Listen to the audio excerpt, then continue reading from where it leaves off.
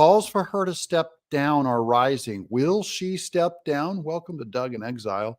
I'm Doug. I'm the creator of Earthworm Jim, Nickelodeon's Cat Scratch, and now I do the news as entertainment. I'd love to have you as a subscriber. Thanks for joining us. Let's go. Calls continue for both Willis and Wade to recuse themselves from prosecuting former President Trump and his 18 co-defendants, with some of those charged calling for the case to be thrown out entirely. One of those people is the former president.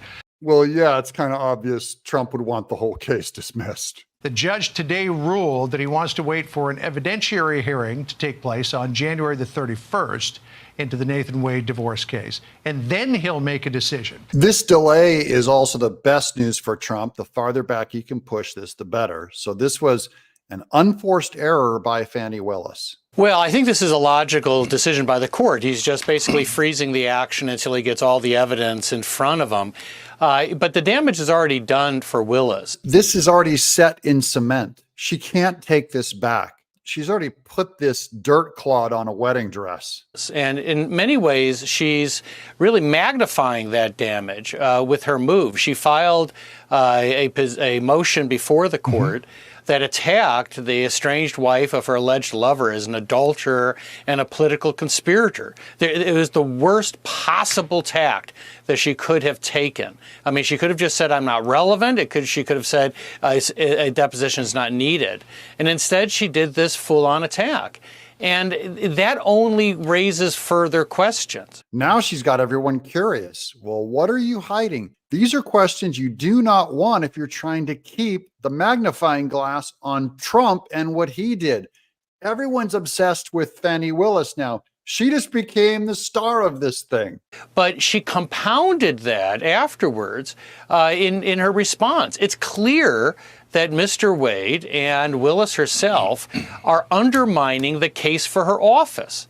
And so she's putting their interests ahead of the office. That's the very thing that conflict of interest rules are meant to avoid. Now, when you take a look at it, the Big Bethel AME Church the other Sunday, she claimed this was all about racism. Now she's saying it's a big Trump conspiracy. So which is it? To Fani Willis, she's like, it's neither or both. She doesn't care. She'll just throw anything against the wall, thinking this is how a lot of this works. You just call someone a racist and it's the end of the argument, or it's the end of the debate. Or you just say, this is a conspiracy. This is a Trump conspiracy. And everyone says, oh, well, we better fold up our chairs and go. It doesn't work that way now because they've got receipts on her. And instead, she went to this conspiratorial argument, and she's called anyone raising these questions racist. Well, there are experts on both the left and the right who've said that she and Wade should recuse themselves. And in many ways, it's ironic, right? She accused Trump of not listening to the legal experts about the law and the election. She's doing the same thing. I mean, you have an overwhelming view that this conflict of interest is undermining the case. Whenever that view comes to the forefront, most prosecutors would say, all right, I need to take myself out of this equation to protect the interest of my office. Fani Willis is Trump's greatest hope. She is going to end up helping him. He might as well have hired her to be his defense attorney. She's helping him so much. Instead, she's calling everyone racists and political conspirators, which is not helping her case.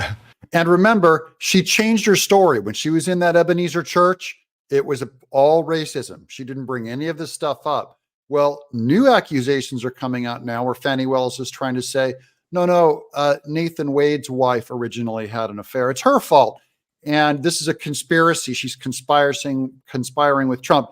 It's that. She didn't say that back at the Ebenezer church. So this is a brand new thing that she made up.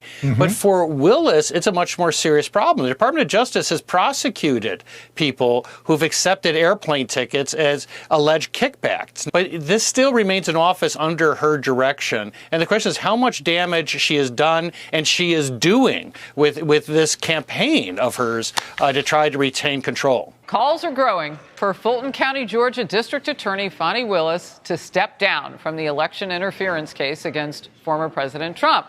I mean, can she do the job with all that's going on? No, she can't do the job with all that's going on. And that's why I want her to stay.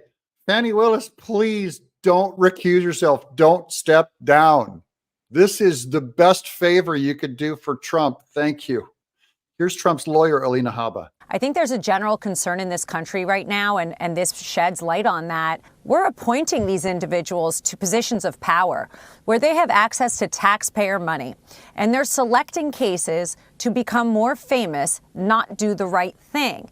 And then we see this slew of corruption that eventually comes down, including this story. That is a big tell and kind of a hint at where I'm going with this. I think this plays into the whole motive for why Fani Willis got involved. It was to make money and to get famous. I think that the case is, if it hasn't gone off the rails already, it's about to.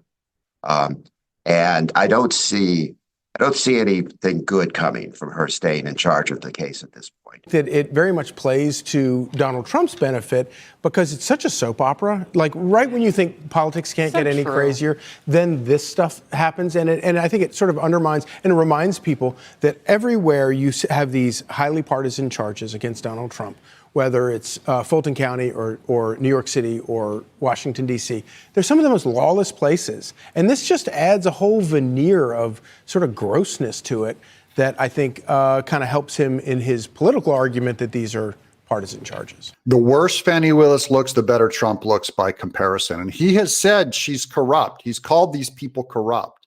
And now it literally comes out and they're corrupt. It ends up verifying what he said and undermines what they said. They're these darling little angels that just want to support the rule of law and are pro-America and Constitution and democracy. And it's BS. Meanwhile, it's not like Atlanta is the safest place to walk around at night. It's not like aren't they have other plenty of things crimes they could be going doing on in Atlanta. But this is their focus. And again, it goes back to the political argument that Donald Trump makes, which is this is all partisan. This has nothing to do with law and order. They could be doing their jobs and making the streets safe, but that's not why they were appointed. They were appointed to interfere with elections. Now, I propose that Fani Willis only took this case and knew that by taking this case under Trump, that she'd have lots of room to make even more money without oversight, because she was working with the White House, that she thought with all of these powerful allies, it made her even more spendy and more corrupt because she thought she'd get cover from the media, and she does, and to some degree from her fellow Democrats. Now let's go to Liberal. The Nation magazine says the Fani Willis scandal is bad, but it doesn't change her case against Trump. No, actually it does, because her case against Trump was just to make money and enrich her and her boyfriend, where she knew she'd be able to get away with it. And by the way, here's another liberal outlet, Axios, that disagrees with the Nation. How Fani Willis allegations could affect Trump's Georgia election case. There's tons of ways. She's in trouble. This is good news for Trump. I'm Doug.